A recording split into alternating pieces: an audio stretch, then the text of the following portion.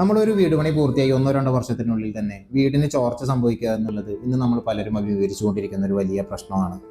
House settling.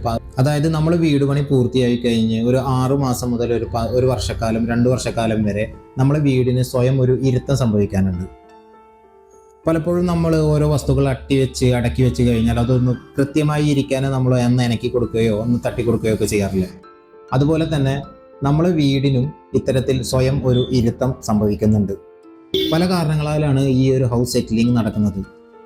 നമ്മുടെ വീട് ഒരു ഹൈവേയുടെ അടുത്തൊക്കെ ആണെന്നുണ്ടെങ്കിൽ ഭാരം കൂടിയ വാഹനങ്ങൾ പാസ് ചെയ്ത് പോകുമ്പോൾ നമുക്ക് വീടിനൊരു വൈബ്രേഷൻ ഫീൽ ചെയ്യാറില്ല. വീടിനോട് ചേർന്ന് മറ്റൊരു ബിൽഡിങ്ങിൻ്റെ വർക്ക് നടക്കുമ്പോൾ ഇത്തരത്തിലുള്ള പല കാരണങ്ങൾ കൊണ്ട് ഈ ഒരു ഹൗസ് സെറ്റിലിംഗ് സംഭവിക്കും. ഈ ഹൗസ് സെറ്റിലിംഗ് സംഭവിക്കുമ്പോൾ നമ്മുടെ വീടിൻ്റെ ചുമരുകൾക്കും മറ്റും ക്രാക്ക് സംഭവിക്കാൻ സാധ്യത വളരെ കൂടുതലാണ്. അതുകൊണ്ട് തന്നെ നമ്മളൊരു വീടിന് ഫൗണ്ടേഷൻ ചെയ്യുമ്പോൾ അത് വളരെ ശക്തമായ രീതിയിലുള്ള ഫൗണ്ടേഷൻ തന്നെ ചെയ്യാൻ നമ്മൾ ശ്രദ്ധിക്കണം. നല്ല രീതിയിൽ മണ്ണിട്ട് കോമ്പാക്ട് ചെയ്ത് നല്ല ദൃഢമായ രീതിയിലായിരിക്കണം നമ്മുടെ വീടിൻ്റെ ഫൗണ്ടേഷൻ ഉണ്ടായിരിക്കേണ്ടത്.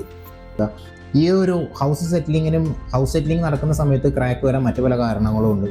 വീടിൻ്റെ നമ്മുടെ ഫൗണ്ടേഷൻ അടുത്ത് മഴവെള്ളം കെട്ടിക്കിടക്കുക, അതിനോട് വളരെ ചേർന്ന് നമ്മൾ കുഴികൾ എടുക്കുക, വേസ്റ്റ് കുഴി എടുക്കുക, അതുപോലെ തന്നെ സെപ്റ്റിക് ടാങ്കിനുള്ള കുഴികൾ എടുക്കുക.